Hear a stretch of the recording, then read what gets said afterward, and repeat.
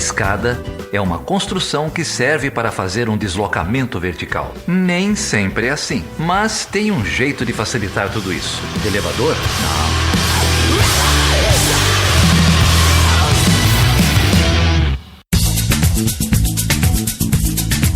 Sejam bem-vindos a mais um episódio do Chutando a Escada. Aqui é a Débora Prado. E aqui é o Geraldo Zaran. Tudo bem, Geraldo? Tudo bem, Débora. E você? Feliz Ano Novo. Feliz Ano Novo. Feliz Ano Novo. Como passou a virada? Tudo bem, né? Qualquer dia eu conto as peripécias da família na virada. Tem aventuras inacreditáveis da elite brasileira, mas essa fica para outra hora. Nossa, agora eu fiquei curiosa. E aí, tudo bem? A gente pode falar Feliz Ano Novo até que semana de janeiro, você sabe, não? Eu acho que já... Hoje eu acho que é o último dia. Já deu, dia de Reis, já acabou com essa história. Acho que já deu, geralmente, acho que até a primeira semana, eu não sei não dizer assim os detalhes. Tá certo. Eu tava falando com o Rafa Mafra, que já gravou aqui com a gente, tá me falando que desejar Feliz Ano Novo é quase que um ato de resistência esses dias, né? Não tá fácil não. Não está fácil, tá difícil. E pra começar o ano a gente vai falar com quem, Débora? Então, a gente tem um episódio aí muito especial que a gente gravou com a professora Flávia Mello, da Universidade Federal do Amazonas, e com a professora Lara Celes, aqui da Universidade Federal de Uberlândia, sobre um tema que a gente já há muito tempo conversa sobre a necessidade de falar dele, que é sobre a tal da ideologia de gênero. Saíram várias análises aí, né, no final agora no final do ano, na imprensa também, sobre como o debate dessa discussão de gênero e de moral foi um dos eixos centrais da condução da política no Brasil.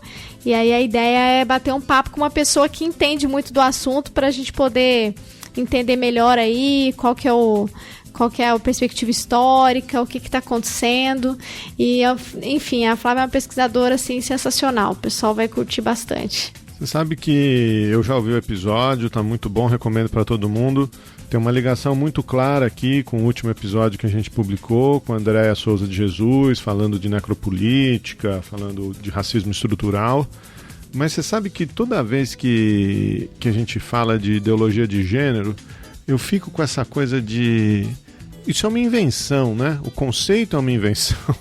O que existe são as pautas feministas, são as pautas de igualdade de gênero, de luta contra a discriminação, direito de minoria.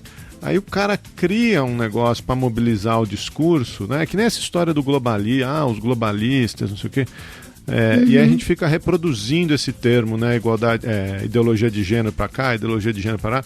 Deixar bem claro, isso não existe, isso é um factóide, isso é uma criação. Esse conceito ele foi construído para ir contra a luta feminista, a luta por igualdade de direitos, etc. No episódio a gente vai entender um pouco melhor sobre como esse conceito foi constituído, né? Como que ele foi criado aí historicamente, o papel da igreja nesse sentido também, nesse aspecto. Então o que acontece é que esse termo ele foi criado no sentido de desqualificar, mas o que não significa que as teorias e estudos de gênero não têm uma condução ideológica, uma posição política sobre as questões vinculadas ao universo, tanto da política doméstica quanto a internacional e da questão de gênero, né? E o mesmo ocorre com qualquer outro tipo de pensamento, né? Então, o conceito ele foi criado para desqualificar. Mas a ideia é a gente problematizar isso daí. Então, daí vem a polêmica aí da manutenção desse termo, dessa expressão, a gente entender um pouco melhor qual que é o significado dela, como que isso foi incorporado na agenda. Enfim, acho que vale muito a pena a gente conhecer mais aí. E nada melhor do que escutar a Flávia Mello, que tem pesquisado muito sobre isso, e a Lara tem pesquisado também. Tem uma linha de pesquisa que vai avançar no feminismo, mas sobretudo no pensamento decolonial, então ela vai trazer também várias ponderações importantes. É isso aí, vamos escutar a Lara, vamos escutar a Flávia, vamos escutar você também, né, Débora? Mas antes, queria dar uns recadinhos aqui pro pessoal. Se você quer falar com a gente, você pode entrar lá no site, no chutandoaescada.com.br, deixar um comentário no post desse episódio. Você pode escrever para a gente no e-mail perguntas@chutandoaescada.com.br e em todas as redes sociais, no Twitter, no Facebook, no Instagram. A gente está sempre como Chutando a Escada. É isso aí, vamos lá. E aí vamos polemizar aí mais sobre esse tema que que a gente ouve tanto falar e conhece tão pouco, né? Sabe aquela coluninha Erramos? Sei. Então, no último episódio a gente leu aqui uma lista dos apoiadores e a apoiadora Renata Attener. É verdade. A Renata Attener falou, meu nome não saiu e tal. Teve um probleminha aqui na lista. Perdão, Renata. Ela é mais uma apoiadora do Chutando a Escada. Se você quer fazer como a Renata, entra lá em chutandoaescada.com.br/apoio e escolhe lá um dos meios de apoiar a gente, ou pelo PicPay, ou pelo Catarse, ou pelo Patreon. E parece que o pessoal aí se animou na virada do ano, viu, Débora? Porque teve um monte de apoiador novo aqui no final do ano. Eu vou mencionar aqui a Fernanda Florencio, o José Luiz Pinto, a Carla Paranhos, o Sérgio Simão, o Rogério Paz da Cunha, a Fran Becker e a Clarice Freire. Então, muito obrigado aí, gente. Vocês são um grande presente aí de começo de ano pro Chutando a Escada. Muito obrigada, gente. E foi muito engraçado, porque nós escutamos esse episódio com o meu sogro aqui, e ele escutou um chamamento no podcast logo no final, né? Muito seu Sérgio já pagou o boleto aí, obrigado, seu Sérgio. Também, né, depois da cobrança não tinha como, né? É isso aí, a família inteira contribuindo, obrigado, gente. Muito bom, vou encaminhar pro meu pai, quem sabe ele se anima também. É isso aí. Vamos lá então, pessoal, vamos ouvir a Flávia, vamos ouvir a Lara, vamos ouvir essa discussão aí sobre ideologia de gênero. É isso aí, bem, vamos lá.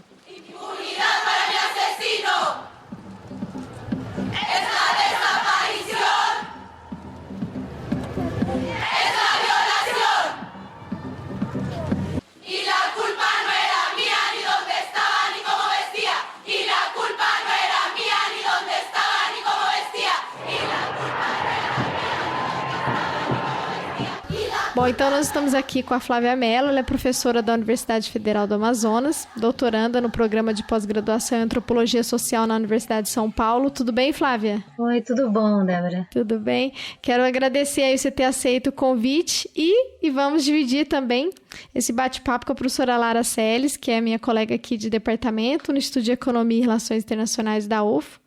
Doutora em Relações Internacionais pela PUC. Tudo bem, Lara? Tudo bem, gente. Prazer, gente. Uma honra receber vocês. E quero agradecer aí a Lara também pela intermediação.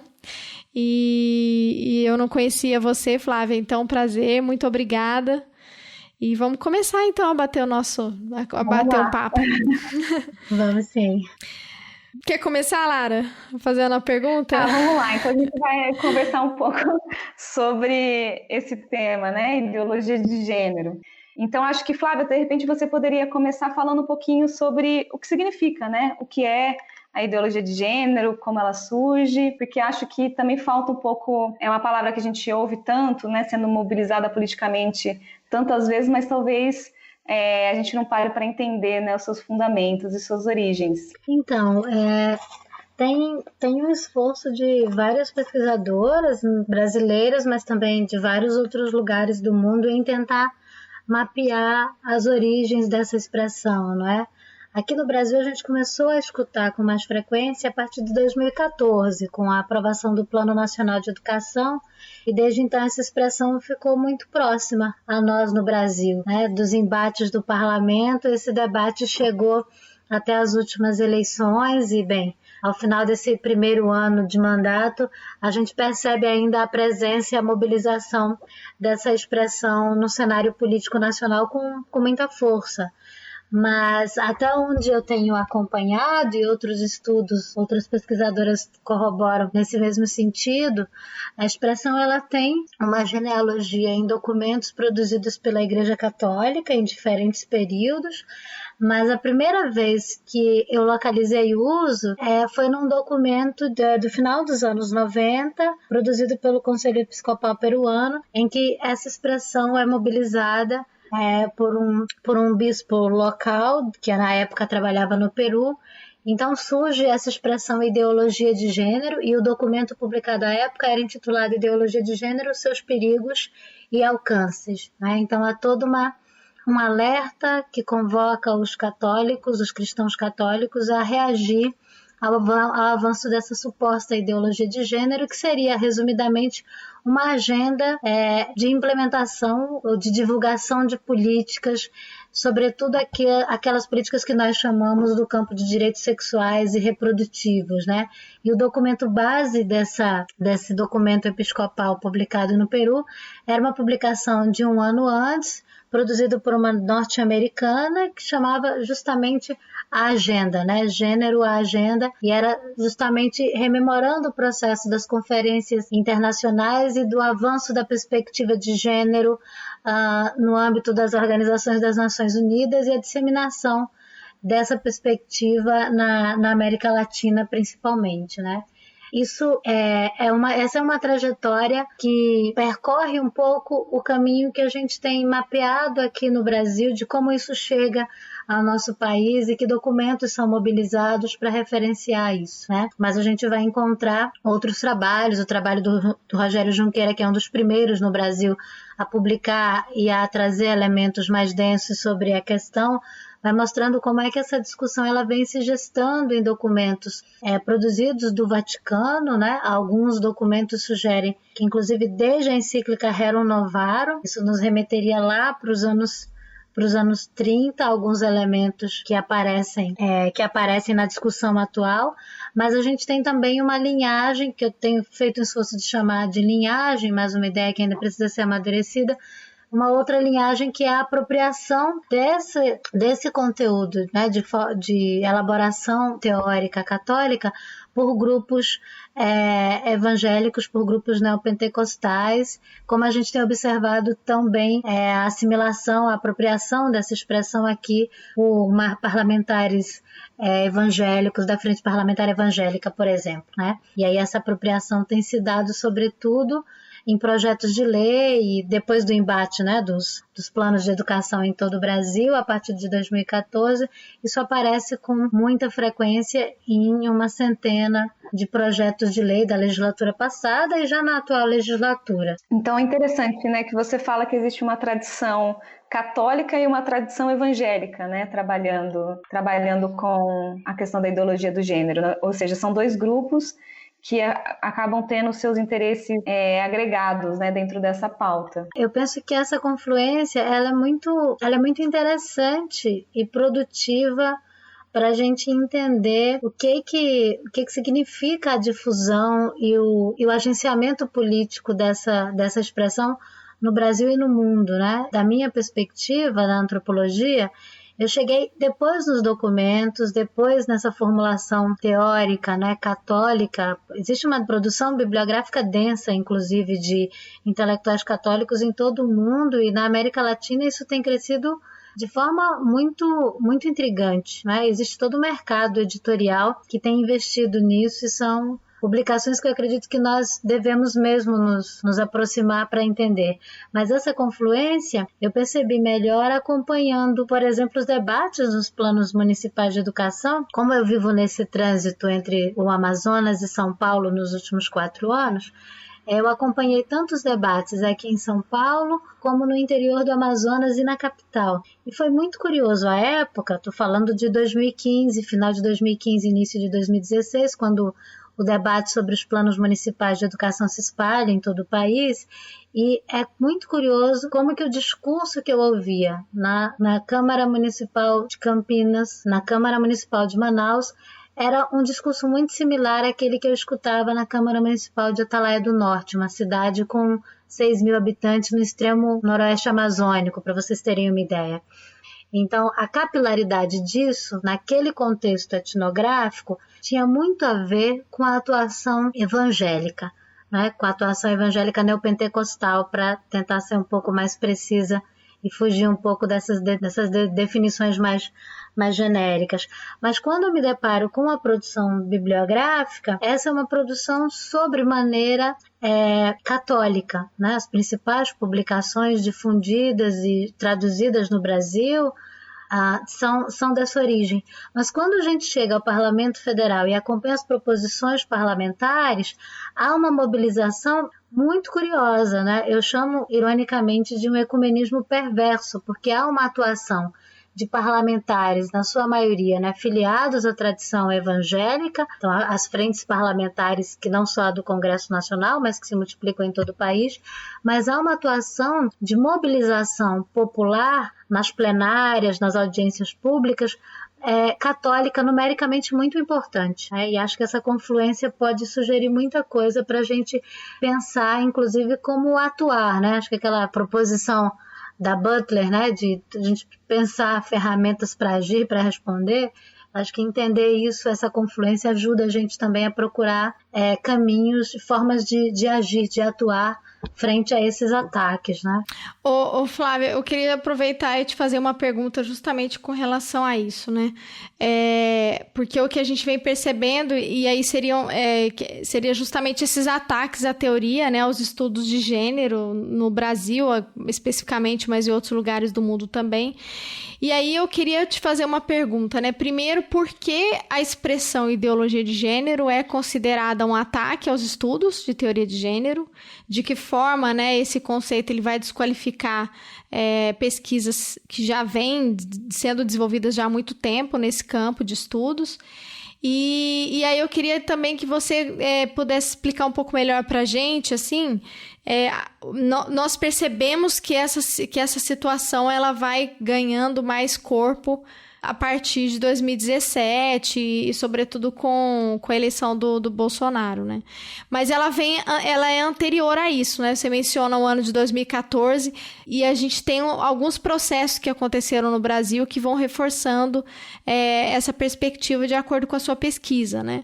E eu queria que se você pudesse, então, primeiro, explicar pra gente por que a expressão ideologia de gênero é considerada um ataque à teoria de gênero, o que significa esse conceito, né? O que é ideologia de gênero? Primeiro, Lara, eu acho importante que a gente entenda essa discussão e esse problema num campo de disputas. Então, existe, eu estou convencida de que a gente tem acompanhado nos últimos anos uma disputa em torno do conceito de gênero, né? Então, se a gente toma radicalmente as proposições da Butler, por exemplo, a gente vai entender que ao enunciar a expressão ideologia de gênero, se está produzindo gênero também, né? E se tem aí uma disputa entre, para falar de uma forma arbitrária, né, entre um campo das teóricas dos estudos de gênero e esse campo que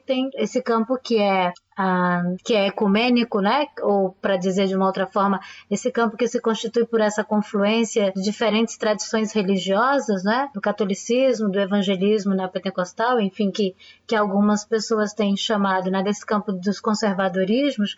Então, mas uma coisa importante, acho que para entender esses ataques e por que chamamos de ataques, é entender que essas circunstâncias se dão num campo de disputas pelo gênero, né? Há uma disputa pela enunciação do que é gênero. Isso também é muito produtivo e acho que pode nos ajudar, mais uma vez, a nos situar melhor nisso. Quando eu acho muito sagaz mobilizar as armas do inimigo nesse enfrentamento. E aí eu não estou falando do campo teórico, eu estou falando exatamente do campo oposto, porque existe um jogo com a palavra ideologia que mobiliza uma expressão que é conceituada, né, no campo acadêmico, e que devolve essa expressão de uma forma acusatória para o campo dos estudos de gênero e de uma forma também depreciativa. Então, a expressão ideologia, ela é sempre utilizada para desqualificar, né? Para dizer, olha, não é teoria, né? A mal chamada teoria, um dos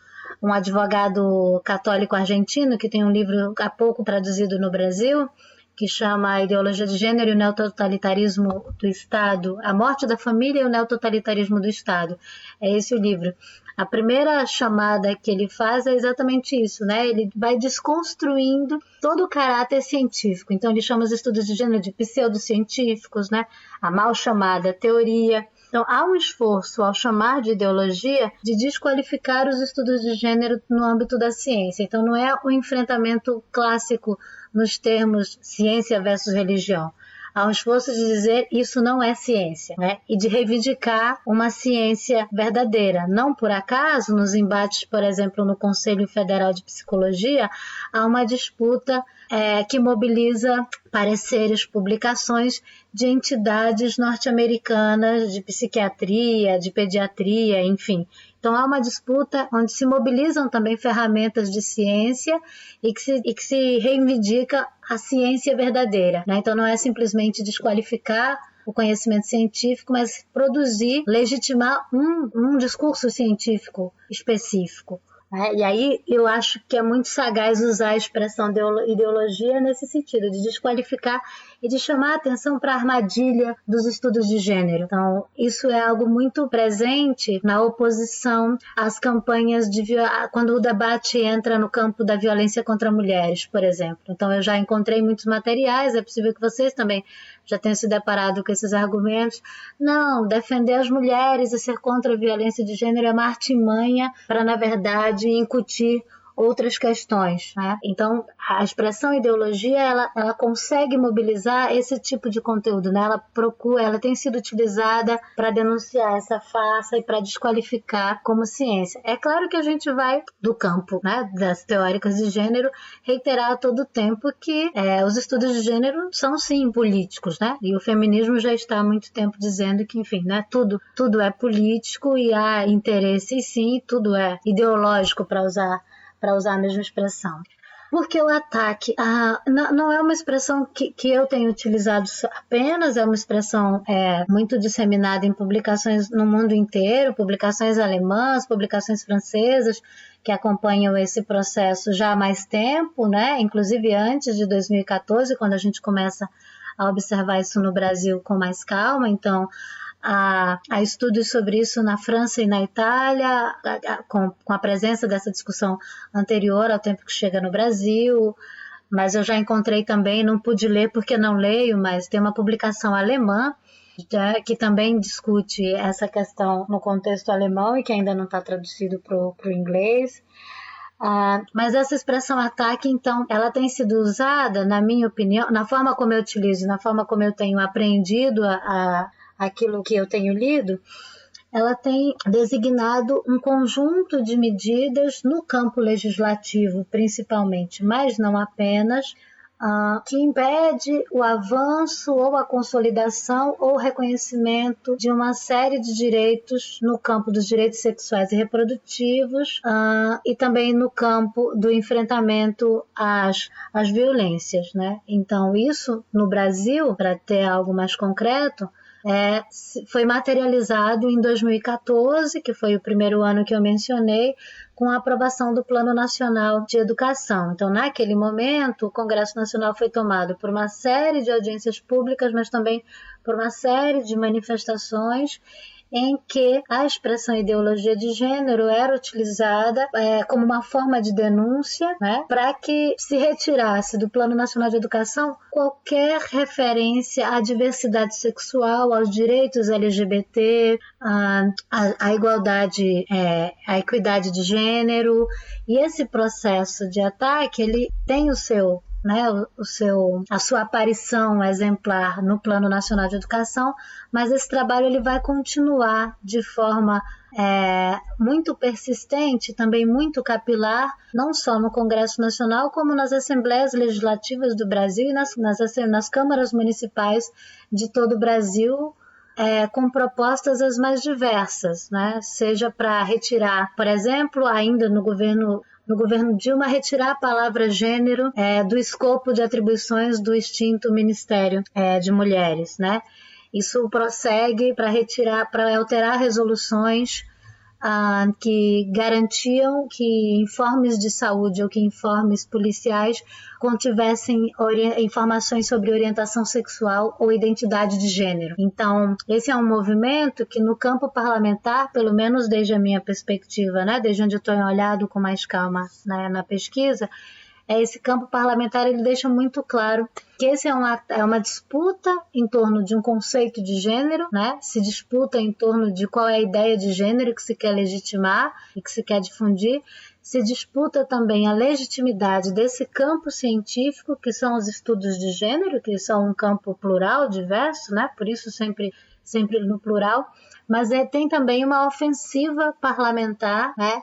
Que nas eleições de 2018 nós percebemos que transcendeu o espaço parlamentar exemplarmente, assim, né? De forma surpreendente. A gente foi percebendo então o trabalho cotidiano no campo mesmo das moralidades, né? E dos enfrentamentos que essas questões foram provocando. E aí a gente tem agora, ao longo de 2019, uma coleção, né, de ofensivas para nos deixar claro isso, né? Desde a Hilária, desde a Menino Veste Azul e Menina Veste Rosa, né? Até uma série de outras questões que se institucionalizam agora na atual gestão.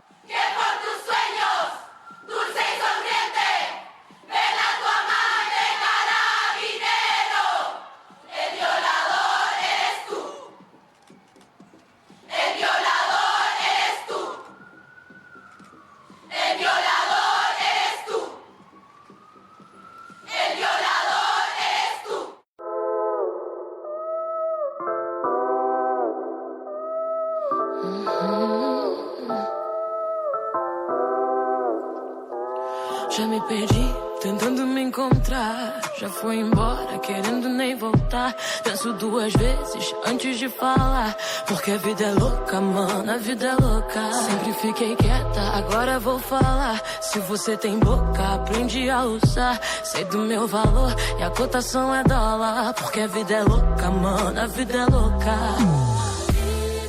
Bom, pegando aí o gancho, né, Flávio, eu acho que o interessante de pontuar, né, essa função política ou essa mobilização política da ideologia de gênero, para a gente perceber que não se trata de uma estratégia arbitrária, né, ou não se trata de um uso ocasional, que muitas vezes a gente vê esse tipo de leitura, né, quando tem falas como essa, né, sobre meninos vestem azul, meninas vestem rosa, um conjunto de falas bastante despreparadas, existe um certo imaginário, né, uma certa leitura de que talvez não exista necessariamente um raciocínio, um projeto por trás dessa mobilização. Mas conforme a gente vai adentrando nos estudos, né, entendendo a função da ideologia de gênero para um grupo político em específico, a gente vai percebendo que existe sim, né, uma ação bastante diretiva no uso dessa narrativa, justamente porque ela serve, né, para um conjunto de disputas normativas, né, sobre gênero, mas também disputas sobre valores de regimes de verdade, mas também ela serve muito para ascensão e para criar, né, um espaço dentro da arena pública para as ideias de um determinado grupo, né? Sim, eu acho que é exatamente isso. Eu estou super de acordo contigo. Inclusive, quando começou a discussão sobre cortina de fumaça, ideologia de gênero e quais são as prioridades, para onde que nós devemos olhar, eu insistia muito nos meus círculos em dizer que não é uma questão menor e não é cortina de fumaça. Eu estou em pleno acordo contigo. Eu acredito que tem sim um projeto. Eu acho que esse projeto não pode ser entendido como algo homogêneo, compacto, né, com uma mente central ou um poder central que articula isso. Acho que não é esse, pelo menos não é assim que eu consigo, né, compreender esse processo. Eu acho que há sim uma série de interesses e há uma série de processos que têm trajetórias distintas, mas que esses processos confluem, né? Então, a trajetória da Igreja Católica, toda a formulação documental, né, todos os documentos, as encíclicas, tem aí uma trajetória e interesses muito, muito particulares, Toda a emergência, que não é recente, desses grupos religiosos, das igrejas evangélicas neopentecostais, tem aí também toda uma trajetória e tem interesses muito, muito particulares aí. Então, eu acredito que existam processos com trajetórias distintas, mas existe aí toda uma confluência, né, que nos permite enxergar isso, né, um projeto bem articulado, que tem essa atuação moral muito bem trabalhada nas famílias. Então, quem não brigou com algum parente nas eleições por conta dessas questões no ano passado, né? E isso foi revelando cisões que são muito importantes para a gente entender. Mas, para além disso, né, a tempestade, a potência dessa máquina de fake news que chega e que cria uma relação com a tecnologia, com esses meios sociotécnicos, mas que cria também uma forma de atuar politicamente, de se informar politicamente, de agir, que está também permeado por esses conteúdos, né? E a forma de disseminar esse pânico que você chama de política de terror, é isso, Lara? Então, e acho que então a gente pode também começar a entrar já num tema que eu acho bastante interessante, né? Que tem a ver novamente com essa função, né, da ideologia de gênero para alguns grupos, né, para alguns interesses vigentes, né? Então, você chama atenção para como a ideologia de gênero ela ajuda a construir um inimigo moral, né? Ela ajuda a construir um inimigo moral a ser perseguido, né? E a gente percebe que essa construção, se eu entendi bem, né, essa construção desse inimigo moral, se de um lado ela serve para a gente elevar a agenda da moralidade para o campo da alta política, né? Então, porque agora essas questões sobre família, né, sobre valores, sobre religião, elas estão no centro dos debates políticos, né? Vai estar no centro do debate eleitoral e ela vai estar no centro daquilo que vai fazer com que escolhemos um candidato ou outro. Então, ela tem essa função muito importante, né, de elevar as questões morais para o centro do debate político, e se a gente abre espaço para a temática, a gente abre espaço para os atores que fazem essa temática. Por isso que serve muito bem a esses grupos conservadores ou esses grupos mais vinculados a interesses religiosos, porque eles vão ganhar voz, né, a partir do momento que o espaço público se abre para esse tipo de agenda, né, da agenda moral. Então, a gente tem, de um lado, né, a criação deste campo, que serve para a ascensão de alguns grupos, e, por um outro lado, a partir do momento que a gente trabalha com a noção de uma ideologia de gênero, dentro daquilo que você vinha falando, né, que serve para depreciar a ideia de algum fundamento de verdade, né, a ideologia como sendo uma contraposição à ciência, a gente tem também um link, né, da ideia de ideologia de gênero com a ideia de quem propaga essa ideologia. Então, toda essa noção de ideologia de gênero, ela vai servir para uma espécie de criminalização, que você diz, né, uma criminalização do que seriam talvez os doutrinadores, então, né? E essa criminalização, ela também abre todo um campo de legitimidade ou de autorização do uso da força contra alguns grupos. E é interessante você perceber que, no geral, esses grupos vão ser grupos vinculados às instituições de ensino, né? Vão entender que grande parte desses doutrinadores ou dos agentes dessa ideologia de gênero seriam agentes vinculados às escolas, né? Os pedagogos, os professores, enfim, os intelectuais. E daí a gente tem todo, né, um movimento político de ataque a esses grupos legitimado, né? Então a gente vê como a ideologia de gênero ela serve, né, para essa dupla movimentação de criminalização de alguns grupos, ou seja, de torná-los inimigos, e por outro lado também abrir espaço na agenda pública para algumas vozes políticas, né? Então, e a gente vai percebendo, né, como, novamente, voltando ao que eu sempre falo com a Débora, né, e a Flávia disse também que concorda, que é a função política central que o debate de ideologia de gênero tem hoje para a configuração das estruturas de poder, né? Eu queria só fazer um comentário, eu acho que vai caminhando no que vocês apontam, né? Além da construção de um inimigo, e que também a Flávia já tinha apontado no começo, né? Você acaba vinculando essa discussão de gênero com outras questões, então criando, né, uma atmosfera de pânico, né, de perseguição, e aí a gente vincula também com esse discurso de combate ao comunismo, né?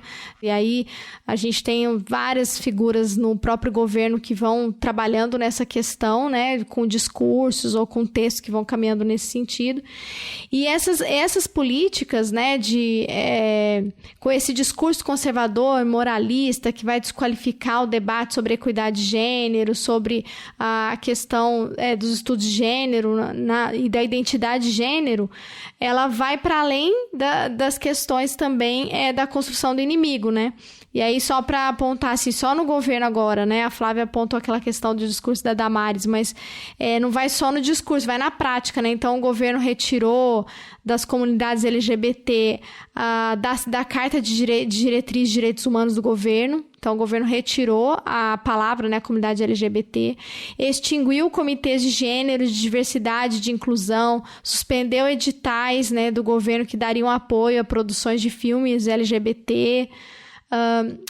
Além disso, a gente estava fazendo essa sistematização, né, Lara? Aí tem também o projeto de lei para proibir a abordagem de questões de gênero na escola, que é esse caminho que a Lara estava apontando com relação à criminalização de docentes, né? E a própria criação do ministério, né, que a Damares coordena, que acho que é um esvaziamento do debate de direitos humanos, né? Porque aí era o Ministério de Direitos Humanos que virou o Ministério de Direitos Humanos da Família, né? E é um ministério que recorrentemente tem sido muito criticado pela imprensa e pelos especialistas porque não tem propostas concretas, é um ministério que é inoperante, parecido com o que acontece com o MEC, né? Então, assim, existe uma estratégia definida, né?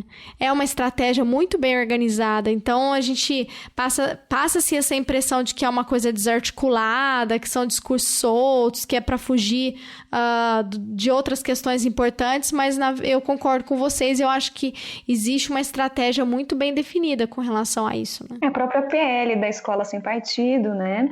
Eu penso que esse projeto, ele tem muitos tentáculos, né? Talvez tenha tentáculos não porque teria um corpo central onde eles estão vinculados, mas enfim, tem várias linhas aí que se cruzam e que dão a força, né? E dão abrangência a essa malha que é a difusão dessa categoria acusatória que é a ideologia de gênero. Então, eu penso que uma dessas linhas é um projeto de morte, né? Acho que é um projeto porque quando você invisibiliza determinados sujeitos, né? Isso é uma expressão de necropolítica. Eu fico pensando aqui um projeto de lei que impede a identificação, né, de orientação sexual ou identidade de gênero de uma pessoa, sabendo os dados de trans-LGBT-fobia no Brasil. É uma política que impede contar os mortos, né? Isso tem uma abrangência, então tem uma necropolítica aí que para mim é muito evidente, que vão desde restringir a distribuição de medicamentos, né, a sabotar políticas públicas, a impedir contar os mortos, a invisibilizar a presença, né, LGBT nas escolas através de conteúdo pedagógico, conteúdo curricular, né? Para além disso, tem essa menção que você já fez, Lara, aos projetos de Escola Sem Partido, né?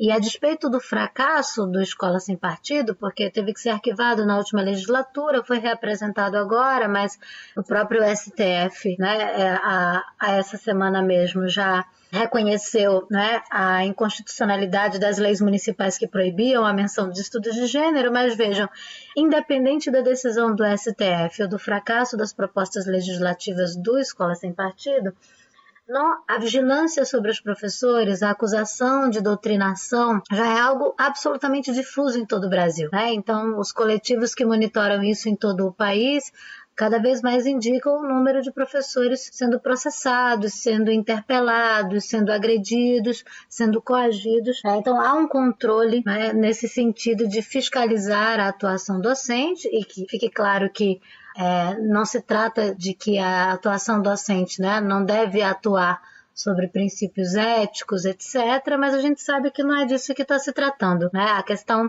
não passa por aí, a questão passa por outros caminhos, né?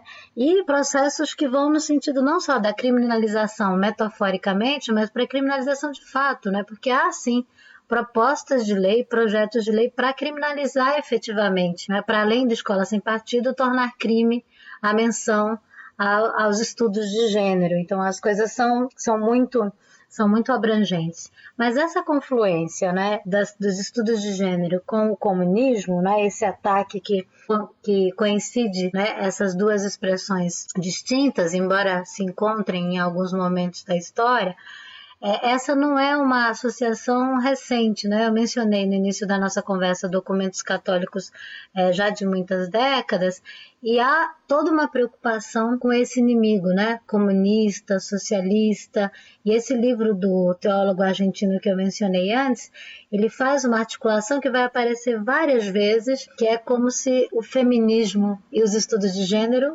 dessa perspectiva desse autor, seriam a mesma coisa, são uma atualização ou uma nova feição mais radical, mais perigosa, mais ameaçadora do comunismo, né? Seria o neocomunismo de esquerda para alguns desses autores católicos que têm publicado. Então, assim, tem uma formulação aí que articula esses elementos todos e que tem impactos muito, muito, muito amplos e muito próximos, né? Em várias camadas, né, da nossa vida assim, pessoal e política, usando arbitrariamente essa separação. Agora, só para dividir a palavra com vocês, eu queria me perguntar e conversar com vocês. Nem sei se eu posso fazer perguntas, né? Mas enfim. Claro, é um bate-papo. Porque eu acho que uma coisa importante para a gente perguntar é se a gente está de acordo que isso é tão central e se a gente tem evidências, né, que nos mostram a centralidade disso, por que isso é tão central, né? Eu tenho me dedicado agora, num segundo momento da reflexão, a pensar isso. Por que isso é tão central, né? Por que é tão importante atacar isso? Vou retomar uma outra questão que você estava dizendo, porque eu acho ela muito importante e também muito interessante. Você falava da necropolítica, né?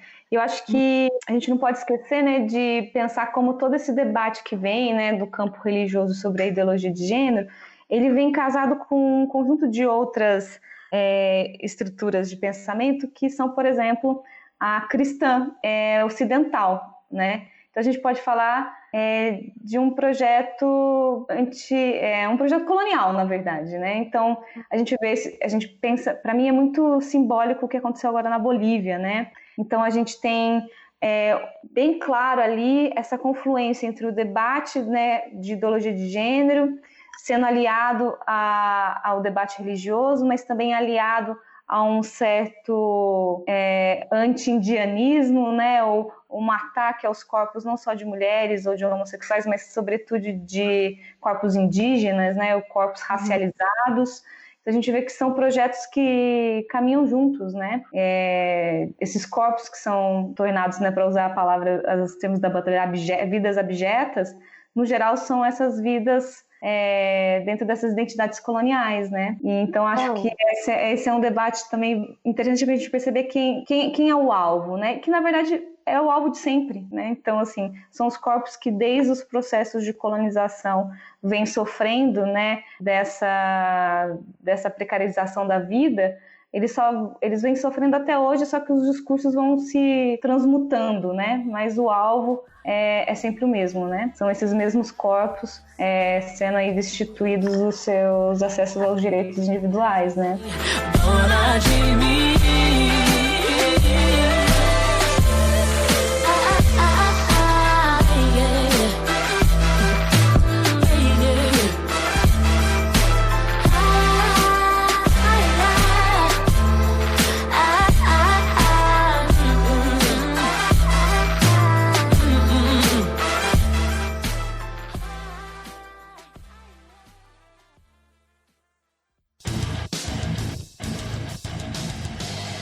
O Chutando a Escada conta com apoio financeiro dos seus ouvintes. Para saber mais, acesse chutandoaescada.com.br/apoio.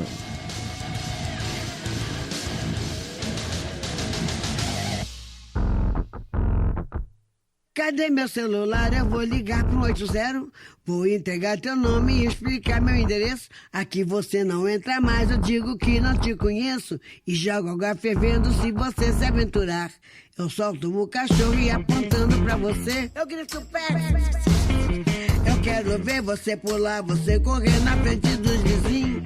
Você vai se arrepender de levantar a mão pra mim. Cadê meu celular? Eu vou ligar pro 80. Vou entregar teu nome e explicar meu endereço. Aqui você não... Eu queria só retomar, então, essa questão, né, da violência com corpos, né, da necropolítica por parte do Estado, e a gente pensar que, acho que em última instância, esse tipo de política que vem sendo implementada no Brasil, mas também em outros lugares do mundo, eu acho que vale a pena a gente conversar um pouco como esse contexto ele é muito mais amplo, né? Então, esse movimento conservador, ele é observado em outras regiões. A Lara apontou o que aconteceu agora recentemente na Bolívia, né? Teve até o caso daquela prefeita que foi espancada publicamente, foi agredida. Então, a violência política de gênero também contra mulheres, né?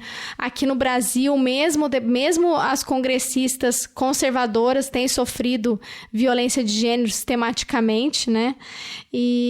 Mas eu penso que, em última instância, o que a gente vê é um aumento do número de mortes, né? Então, um aumento da violência contra a mulher, né? Um governo e um presidente que fala aquilo que ele costuma falar, acaba contribuindo para que o aumento dessa violência, né, para que a gente observe um aumento, né, e os dados têm trazido justamente isso, né, um aumento com relação aos dados de violência contra a mulher, a violência doméstica, a violência contra homossexuais, né, então, a todo momento isso vem aumentando. O Brasil, acho que é o 5º país, né, que mais mata no Brasil, acho que homossexuais, se eu não estiver enganada, acho que é o 5º, enfim, depois eu vou conferir os dados, mas assim, acho que em última instância o que a gente tem o que tem acontecido é o número de mortes, o número de pessoas, né, violentadas por conta dessa estratégia aumentar, né? Vivemos sociedades violentas, sobretudo sociedades pós-coloniais, né,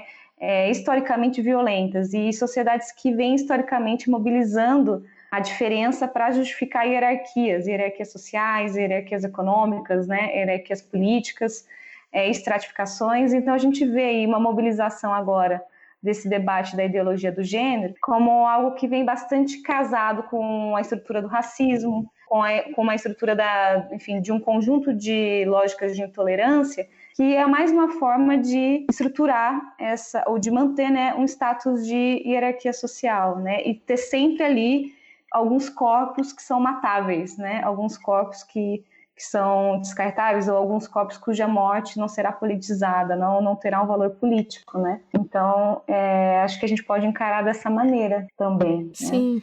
Só para atualizar aqui os dados, a Defensoria Pública do Estado do Rio, ela divulgou agora em novembro desse ano, o Brasil está no topo do ranking dos países que mais registram mortes por transfobia no mundo.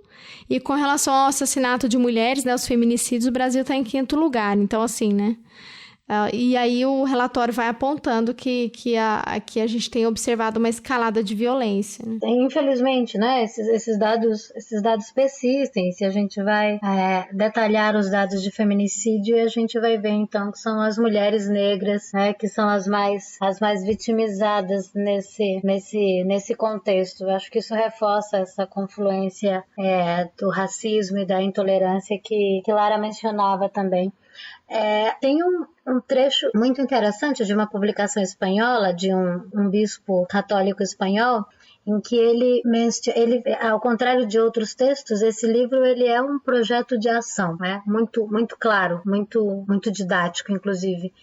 Além de mencionar a importante atuação nas universidades, o que para nós no Brasil agora não é nenhuma novidade, mas ele menciona a necessidade de restaurar, isso para coincidir com o que você, Lara, falava sobre a continuidade desse projeto colonial, né, de destituição da diferença, de anulação, de extinção mesmo da diferença. Então ele chama a atenção para isso, né, para a necessidade de restituição dos padrões, né, da cultura judaico-cristã, do direito judaico-cristã e da influência dessa cultura e dessa moral cristã na Constituição e na civilização do mundo. Assim, é muito curioso porque assim, é muito explícito, né, é muito evidente. Aí quando a gente faz o caminho inverso de olhar para essas formulações, né, depois de vê-las na prática, através dessas estatísticas de morte, a gente vai percebendo as consequências disso, mas eu acho que para além do aumento, né, que você mencionou, Débora, acho que a gente tem uma questão que é essa da legitimidade, né, da permissividade desse elogio ao discurso do politicamente incorreto, né, então é permitido, né, então agora pode, claro, já podia antes, o Brasil já liderava estatísticas de transfobia, né, o feminicídio no Brasil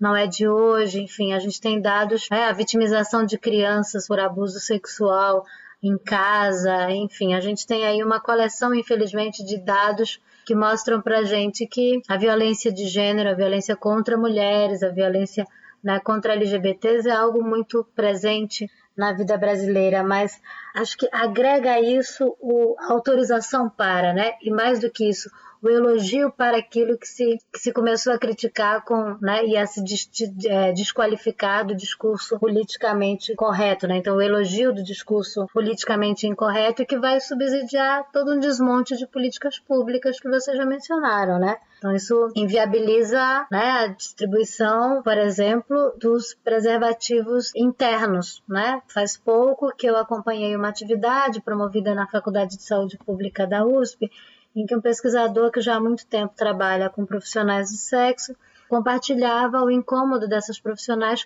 com um novo preservativo íntimo que foi distribuído para esses profissionais, feito com material de péssima qualidade, anatomicamente desconfortável e inclusive prejudicial à saúde dessas profissionais. Isso é outro exemplo da necropolítica, né? Porque você expõe essas mulheres ao risco, você aumenta exponencialmente as condições de vulnerabilidade quando elas dependem única e exclusivamente do preservativo externo, né? Conhecido como preservativo masculino, a camisinha. E tudo sob tudo isso debaixo, né, desse grande guarda-chuva que é o combate à ideologia de gênero, né? E se a gente também poderia pensar pela ótica de que se a gente está falando, né, da ideologia de gênero como uma tentativa de fazer um ataque ou, enfim, uma intolerância à diferença, então, portanto, a gente poderia pensar nesse debate como um debate dentro de uma tentativa de uniformização da discussão de gênero dentro dos termos binários, né? A gente pode pensar que isso leva também a uma certa uniformização da esfera pública, né? Porque tô lembrando aqui bastante dos debates da Fraser, né? Que ela vai dizer que, na verdade, a gente tem, né, dentro dessas políticas que tentam excluir o máximo possível tirar, né, o máximo possível da diferença, né, ou seja, enfim, matar a diferença o máximo possível, quer seja fisicamente, quer seja enquanto identidade, e tornar, né, os corpos dentro, ou encaixar os corpos dentro de identidades uniformes. Isso acaba levando a um processo de esvaziamento da esfera pública, né? Desfaziamento da diferença da esfera pública. A esfera pública vai se tornando cada vez mais aquela esfera pública liberal, né? Do sujeito liberal, que em última instância é um homem hétero, ocidental, burguês urbano, né? Então todos os corpos que desviem dessa normativa serão expulsos da esfera pública. Então a gente tem cada vez mais um caminho, né, que leva para um esvaziamento democrático, né? E é por isso que, a meu ver, conforme a gente tem um crescimento, né, desses movimentos que fortalecem a noção de ideologia de gênero, eles acabam caminhando ou levando, consequentemente, a uma contração democrática, né? Nos tornamos menos democráticos porque nos tornamos menos aptos à absorção de corpos e de experiências diferentes na esfera pública, né? Então, isso se resvela nisso que a Flávia estava dizendo, em políticas públicas que cada vez menos dão conta de experiências que fogem ao padrão do homem branco, hétero, burguês, ocidental e urbano, né? Então, a experiência da mulher, a experiência da mulher negra, a experiência do indígena, a experiência, enfim, dos corpos do transexual, do transgênero, do homossexual, eles não conseguem ter eco em política pública, né? Porque eles não ocupam mais a esfera pública. E por isso, né, temos aí um processo de contração democrática, né?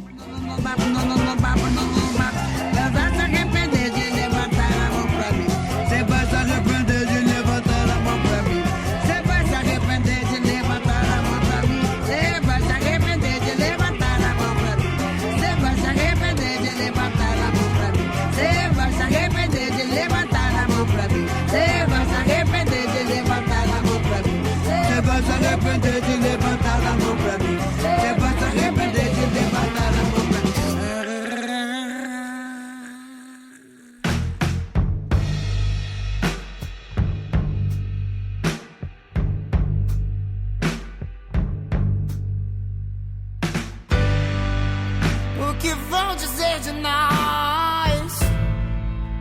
Deus, Pai de Deus e coisas tais. Quando virem rumores do nosso amor, baby, eu já cansei de me esconder entre olhares sussurros com você. Somos dois homens e nada mais. Eles não vão vencer, baby, nada de ser em vão. Eu queria puxar um gancho e fazer uma pergunta para Flávia, com base no trabalho que você apresentou na conferência de estudo sobre gênero lá em São Paulo. Você falou, achei super interessante, assim, eu queria, se você pudesse só apontar algumas questões, assim, com relação a isso, quando você coloca as estratégias que são utilizadas para apresentar essa questão dos estudos de gênero e das teorias de gênero como uma grande ameaça, como um inimigo que deve ser combatido, assim. E aí você traça algumas estratégias. Se você pudesse falar para a gente um pouquinho quais foram essas estratégias que você identificou que têm sido implementadas aqui pelo governo brasileiro. Eu queria te pedir isso. Essas estratégias eu tenho identificado e amadurecido, né? É um conjunto de cinco estratégias que eu tenho articulado a partir desses dois movimentos, né? Acho que na nossa conversa ficou um pouco implícito isso, mas nesse trabalho eu tenho tentado acompanhar esses processos políticos, sobretudo no Brasil, mas não exclusivamente. Então, acompanhei um pouco mais o caso colombiano, o caso da Espanha, mais detidamente o caso do Brasil, desde os planos, né, de educação, passando pelas eleições presidenciais, e eu tenho cotejado isso com o estudo desse material bibliográfico, dessa bibliografia cristã, que, como eu já falei no início da nossa conversa, tem crescido. Então, o que eu fiz ao identificar essas estratégias foi procurar repetições, né, permanências, reiterações entre esses discursos, entre esses projetos, entre essas publicações, entre notícias que circulam, né, no WhatsApp, entre vídeos de youtubers, enfim. É um material muito vasto, muito diverso. E foi a partir da análise desse conjunto de materiais que eu comecei a mapear essas estratégias que tampouco são fixas, né? Porque eu acredito que elas vão se metamorfoseando também no processo e nos enfrentamentos.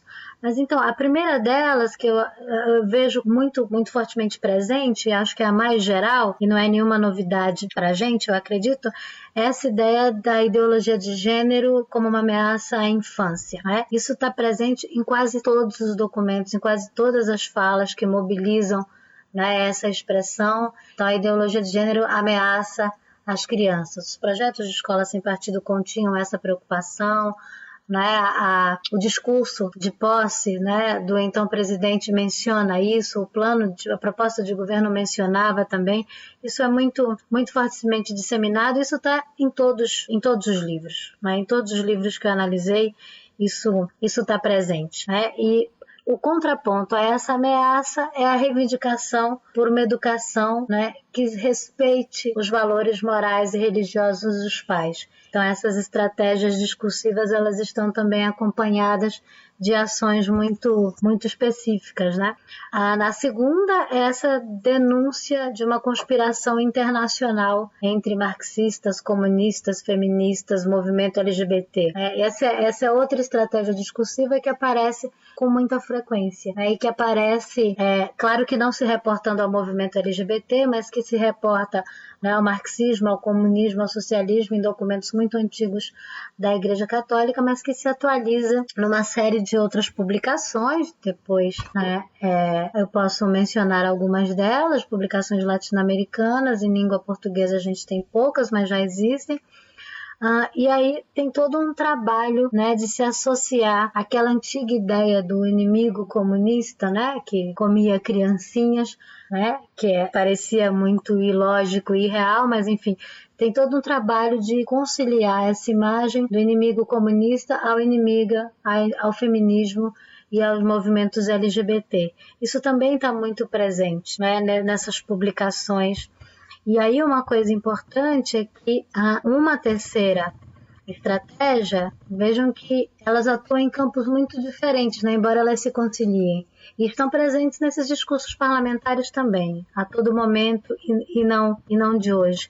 A terceira estratégia foi o que eu chamei de restabelecimento do sexo como categoria normativa, que tem tudo a ver com o que Lara falou sobre restaurar esse binarismo, né? É isso, não há muito mais do que se falar além do que já foi dito aqui. A quarta estratégia também eu já mencionei, que é esse embate ciência versus religião noutros termos, né? Que não mais questionando, né, o conhecimento científico, mas reivindicando uma verdadeira ciência, que é o que está posto por trás da expressão ideologia como uma acusação, né, como algo desqualificador. A outra estratégia é curiosa porque a gente acabou de falar sobre essa atualização, né, sobre esse projeto colonial que se atualiza e que incide sobre, né, esses mesmos corpos, né, continuamente mais precarizados, abjetos, né, mais vulnerabilizados, mas uma coisa curiosa é que em alguns documentos eles acusam a suposta ideologia de gênero de ser um projeto colonial e autoritário. E isso é construído discursivamente como nesses documentos?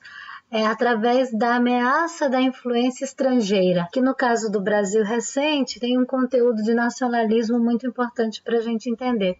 Então, a tal agenda que eu mencionei no início da nossa conversa, dos direitos das mulheres, dos direitos LGBT, que é denunciada desde o primeiro documento peruano lá em 1998, essa tal agenda ela é promovida pela ONU, daí para a gente que estuda, né, esses processos de políticas para mulheres, a gente sabe que tem, de fato, um ordenamento internacional de articulação de direitos, né, no campo da igualdade de gênero. Então, não é um equívoco localizar a ONU como inimigo aí, mas esse inimigo localizado pela ONU como promotora dessa agenda é lido por essas publicações cristãs como expressão de um projeto estrangeiro colonial autoritário que vai se impor aos países mais pobres. Isso é muito curioso porque o tempo inteiro essas estratégias jogam com argumentos e expressões que são também mobilizadas por nós, né?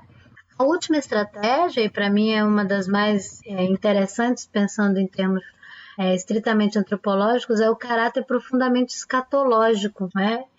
Eu acredito que essa é uma narrativa muito poderosa, né, que anuncia uma catástrofe de fato, né, que é a extinção da natureza humana, que é o fim, né, da espécie humana pela difusão dessa ideologia de gênero, né? Isso tem aí a restituição de um elemento da reprodução, né, do controle da sexualidade feminina. Isso reitera a questão da abjeção das pessoas não heterossexuais, não heteronormativas, mas isso mobiliza um elemento de fé que eu acho que é muito importante para a gente entender, né?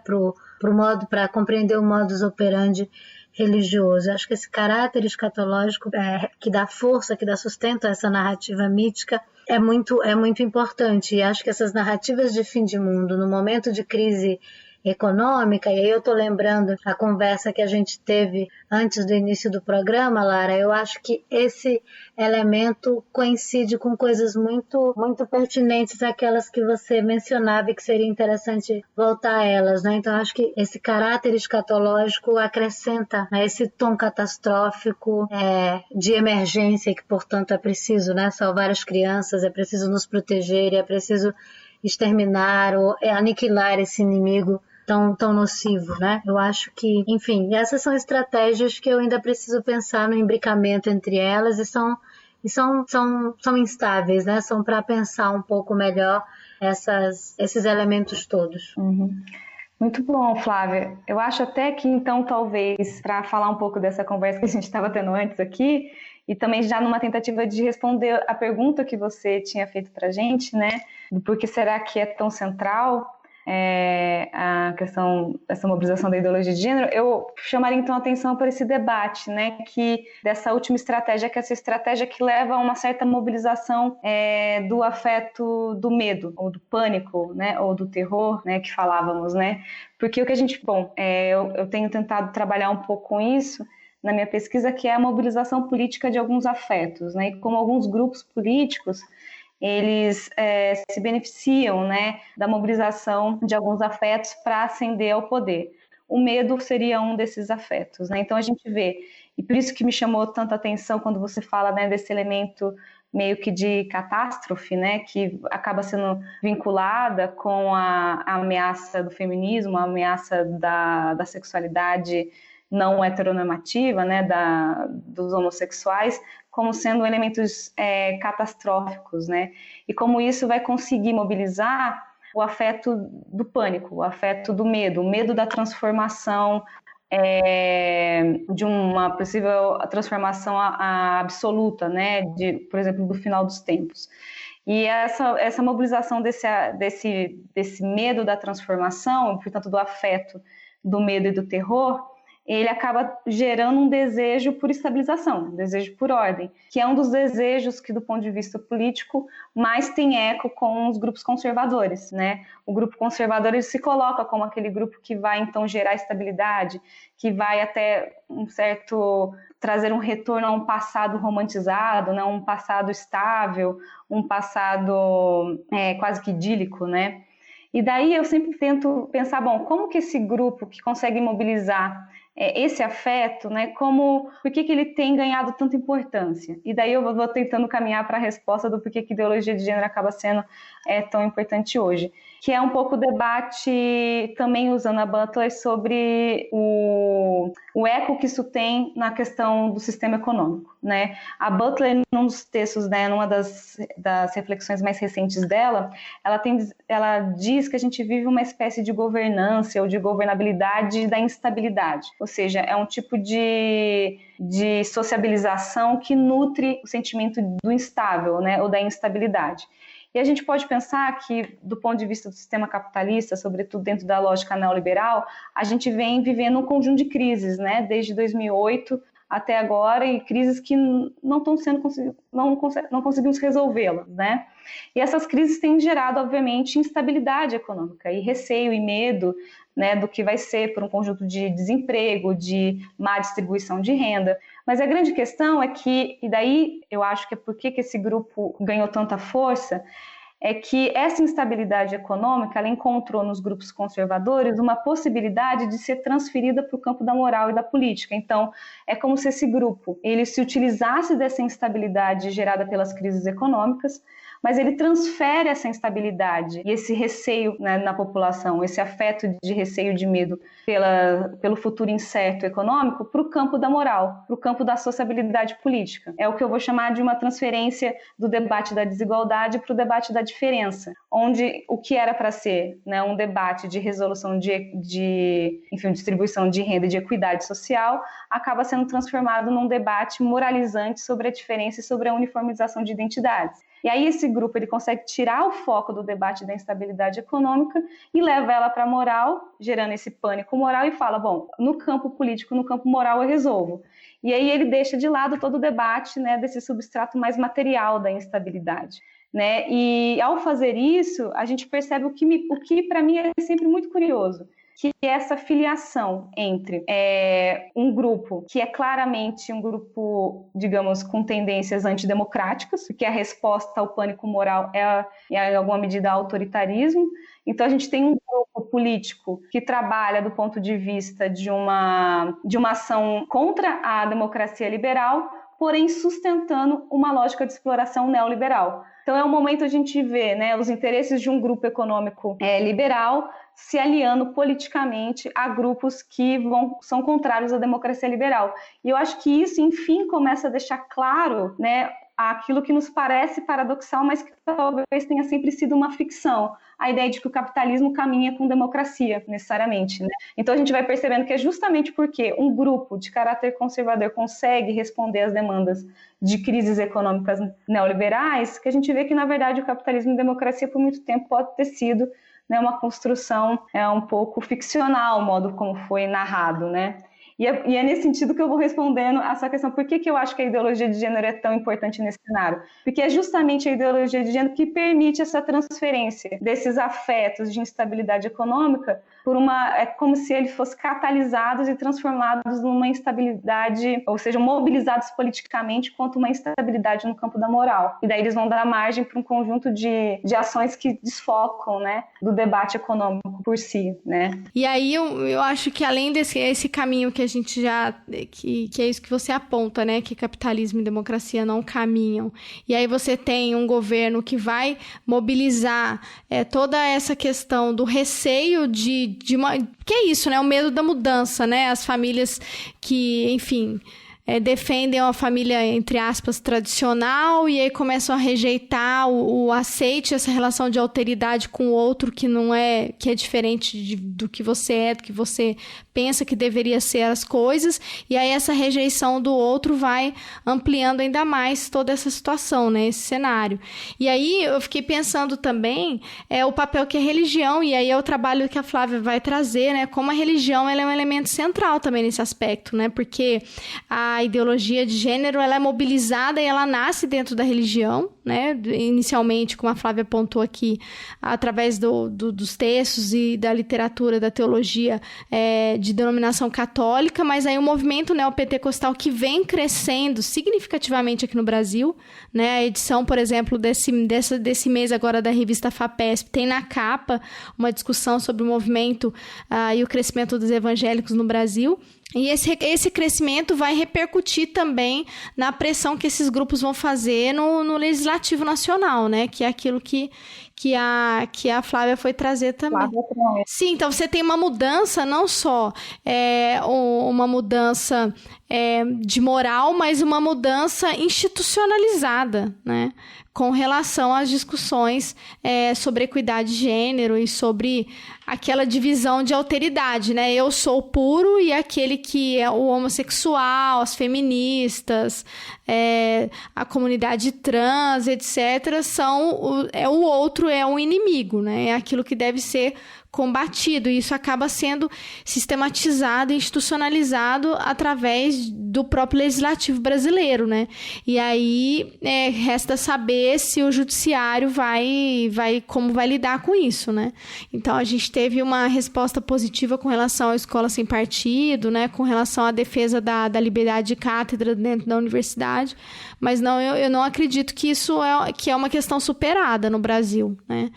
E aí eu queria traçar alguns paralelos para a gente poder apontar um pouco sobre o que está acontecendo em outros lugares do mundo, né? Porque isso acontece com muita semelhança na ascensão da geopolítica do neoconservadorismo no governo Trump, né? E que já vem de muito tempo, mas o Trump ele vai trazer essa discussão, e aí depois eu posso colocar na indicação da descrição do episódio, mas eu até trabalho muito esse texto em sala de aula. Tem um capítulo de um livro que tem justamente esse título, né? Hegemonia e democracia em disputa, Trump e geopolítica do neoconservadorismo. E é da Universidade de Guadalajara em 2017, e aí tem um capítulo que eu gosto demais, da Ofélia Pérez, que ela fala justamente sobre fundamentalismo e prosperidade, e como o Trump, a todo momento, ele traz o discurso fundamentalista cristão para embasar, e ele vai buscar esse eleitorado, né?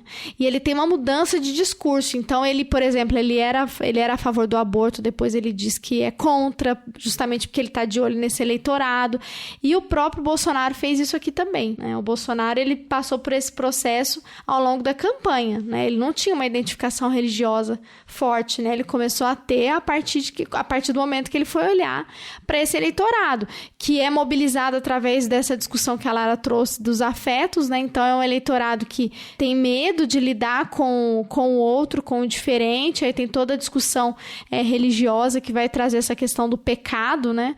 E dos pecadores, e como isso vai trazer, entra como elemento central para pensar a condução da política no Brasil e no mundo, né? Esse movimento conservador atrelado a um fundamentalismo religioso. e como isso é observado também, e a relação é muito clara, né? Assim, quando a gente vai discutir a agenda e as estratégias, por exemplo, que o Trump adota na condução da política, inclusive as mudanças no legislativo, né? Porque lá nos Estados Unidos, vários estados norte-americanos passaram a aprovar leis de restrição ao aborto, aos direitos reprodutivos. A Suprema Corte tem tido um entendimento mais conservador com relação à comunidade LGBT, ao casamento, a questão da homofobia, e já existe um receio, né, de que a Suprema Corte possa reverter a decisão com relação à aprovação do aborto nos Estados Unidos. Então isso vai mudando, inclusive do ponto de vista institucional, e aí é uma mudança estrutural, né, gente? Então, assim, são anos de luta, anos de avanço, de incorporação de políticas que vão buscar uma equidade de gênero, buscar lidar com a questão da violência contra a mulher, a homofobia, o racismo, e agora a gente vem um movimento que praticamente quer retroceder tudo que a gente já conquistou, né? Então isso está na pauta do Congresso brasileiro e está na pauta no Congresso norte-americano com muita força e em outros lugares do mundo, né? Acho que isso caminha para aquilo que a Flávia falava do caráter transnacional, né? Desse movimento, né? É isso, assim, né?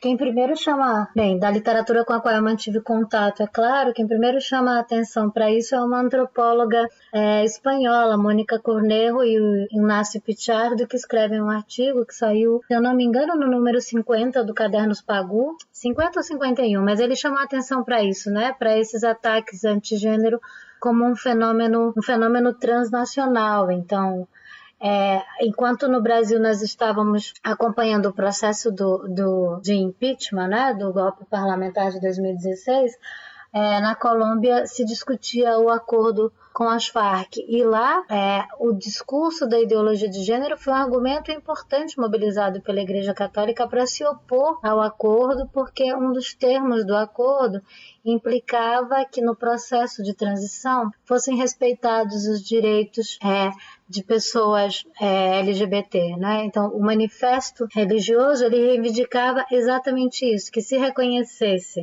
a proteção aos missionários, aos religiosos, e que se excluísse o reconhecimento da situação de vulnerabilidade de pessoas LGBT. Então, a gente volta aí àquela questão da necropolítica, mas pensando já nesses termos transnacionais, né? Dessa geopolítica do conservadorismo, dessa geopolítica do ataque, né, contra a suposta ideologia de gênero.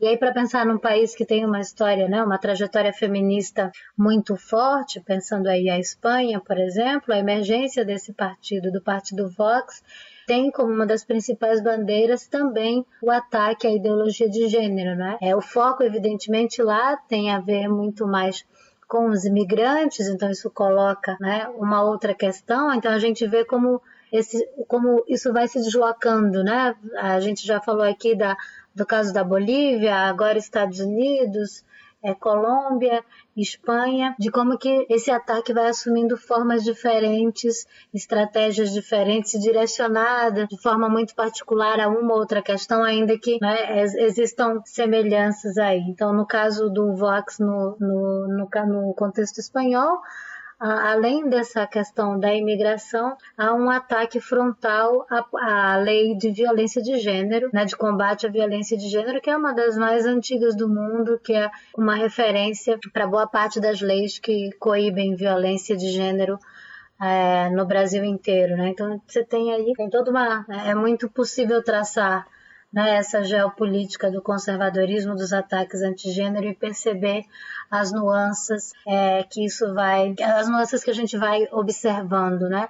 Agora eu penso que você mencionou, Débora, né, do que representam essas medidas, né, do retrocesso, mas eu acho importante também entender esses ataques como reativos, né? Como reativos no sentido de que eu acho que isso também tem a ver com a centralidade dessa questão que a gente está debatendo, né? E acho que isso pode nos ajudar a pensar de novo em possibilidade de ação, né? Acho que isso é também uma resposta às conquistas que nós tivemos, que não foram suficientes, né? Que não foram homogêneas, não foram equânimes para todas, então nem todas as mulheres, nem todas as pessoas LGBT alcançaram em todos os lugares os poucos direitos que foram conquistados ao longo dessas décadas. A despeito dessas desigualdades, né, a despeito da distribuição desigual dos direitos, assim como da distribuição desigual da precariedade, como fala Butler,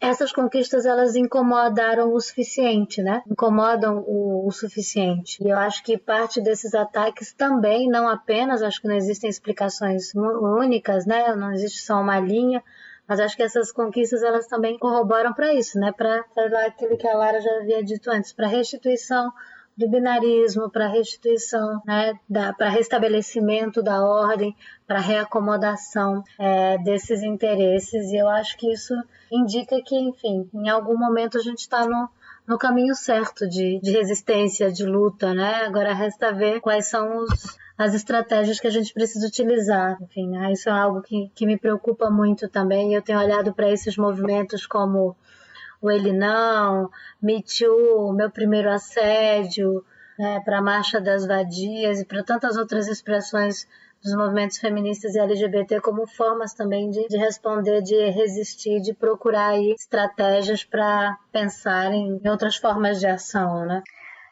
Pelo que a gente falou aqui, a gente já pode pensar, por exemplo, do ponto de vista das estratégias de resistência, que certamente teria que ser também uma resistência transnacional, né? Se a gente está falando do conservadorismo, né? De uma geopolítica dessas ações que vão para além das fronteiras, então a ação de resistência também. E nesse sentido, a gente tem visto, né, muitas ações, né, globais, né? E como ela tem essa capacidade de atravessar fronteiras, né? Por mais simbólico que possa parecer, né, o que foi a questão dessas ações das performances das mulheres chilenas, né, que depois navegaram, viajaram o mundo. Eu acho que, por mais que seja apenas, mas não só apenas uma performance, ela diz muito sobre essa capacidade de atravessar, né, o globo, e como é uma questão que de fato fala de uma dominação que é transnacional, e por isso que ela viaja tão facilmente também enquanto resistência transnacional.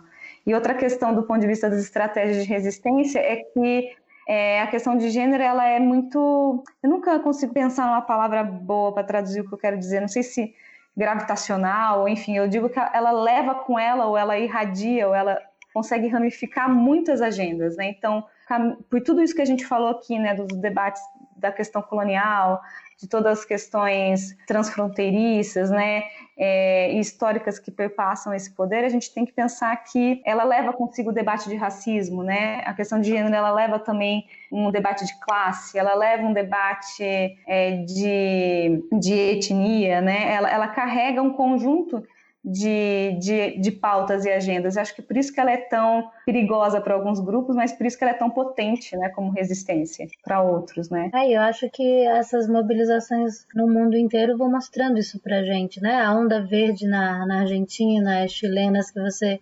rememorou há pouco, do estuprador No Meu Caminho, né, das performances,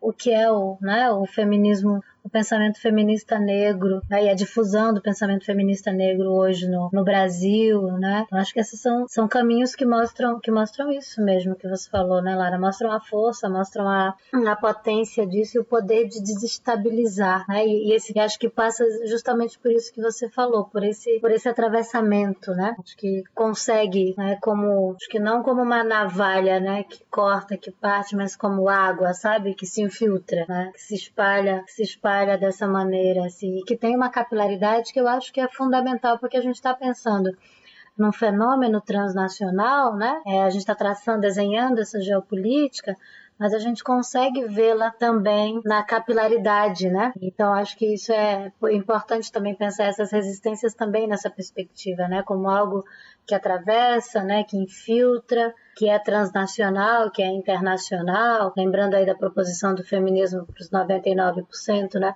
Mas algo também que é capilar, né? Que é cotidiano. Eu acho que nesse sentido a greve mundial de cuidados é uma coisa fantástica, porque tem essa capacidade de reverberar, repercutir no cotidiano, né? Enfim, são caminhos, né? Não são únicos, nem são isolados, acho que são várias, as possibilidades são muitas, né? Sim, gente, muito bom. Vou terminar, assim, a gente vai encerrar com ânimo, né? Com essa interpretação de resistência que eu acho que aparece e vem com muita força, apesar de tudo que aconteceu nos últimos anos, a gente não pode deixar de considerar o movimento, por exemplo, do Ele Não aqui no Brasil, né? Todas as manifestações que aconteceram, as articulações em termos de mandatos coletivos que vão dar voz e visibilizar mulheres e outras lideranças que até então não tinham espaço na política. Então, eu vejo também de forma bem...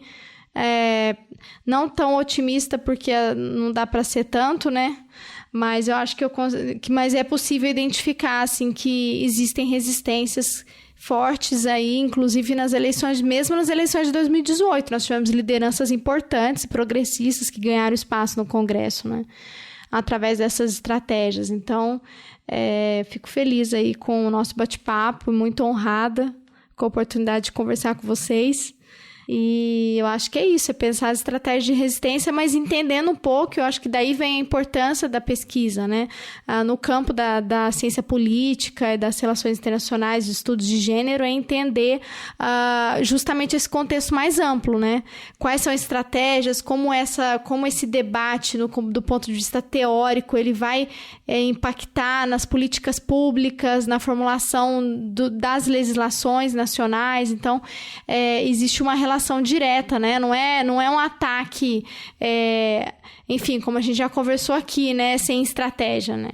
Não é um ataque assim ao léu, né? Na verdade, é muito bem organizado, muito bem desenhado e que tem um propósito muito específico, né? Muito claro. Eu penso que não é nem de longe um enfrentamento retórico, né? Acho que é isso mesmo. A gente tem uma gama de pesquisas no Brasil e em outras partes do mundo, e acho que devem servir exatamente para esse tipo de direcionamento, né? Para a gente entender como é que esses processos têm se configurado, intercambiar essas perspectivas diferentes a partir das quais a gente se aproxima desses problemas e pensa sobre eles, e pensar nisso em termos de perspectiva, né? Em termos de projeção, de projetar o agir, de resistir. Eu concordo com você, Débora, de que as nossas perspectivas e os nossos enfrentamentos não serão poucos e não serão fáceis. Já não estão sendo, e já há algum tempo não estão sendo, né?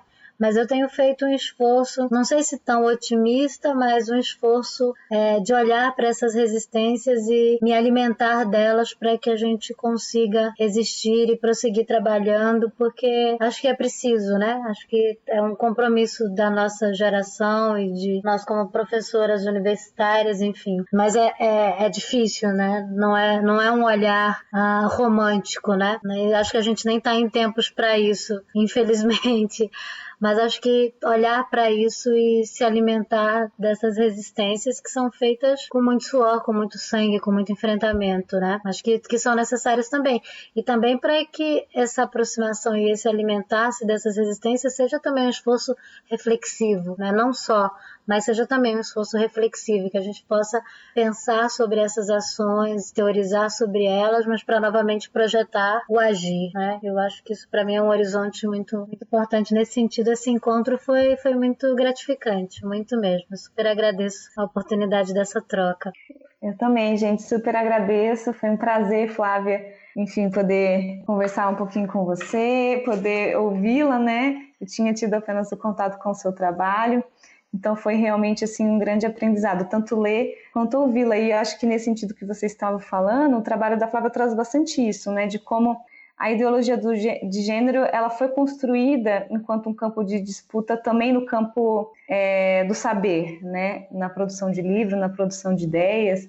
E ela precisa ser enunciada repetidamente para se constituir enquanto tal. E é por isso que ainda, né, o campo da produção acadêmica ela é tão necessária, porque ela faz parte dessa disputa, né?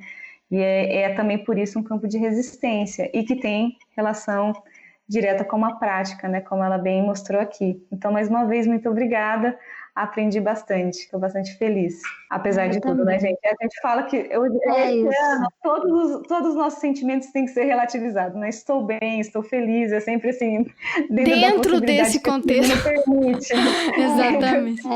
Feliz pelo aprendizado, mas obviamente que sabendo os desafios que todo esse contexto nos coloca, né? Exato, é bem isso mesmo. Gente, obrigada por tudo, foi uma oportunidade incrível, tenho certeza que eu aprendi muito, eu tenho certeza que as ouvintes e os ouvintes vão aprender mais aí sobre esse debate e saber e conseguir identificar essas questões, né, que são mais amplas e que vai muito além do tal do rosa para as meninas e azul para os meninos, né? Isso é só a ponta do iceberg.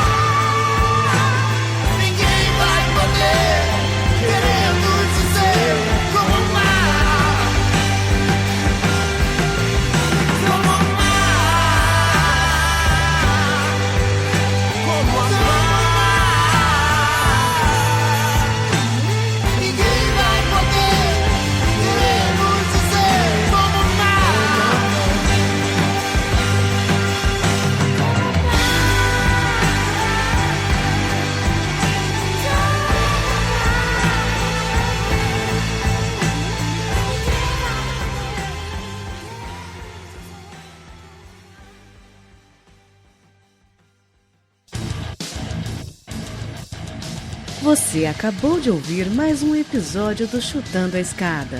Para apoiar, acesse chutandoaescada.com.br/apoio.